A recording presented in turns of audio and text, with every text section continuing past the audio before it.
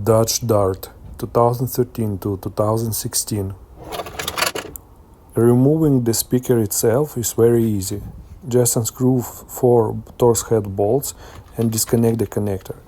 However, you must first remove the door panel. To do this, unscrew one bolt behind the door handle and a second one in the armrest. Using plastic trim tool, pry the panel from the bottom to release the 7 clips.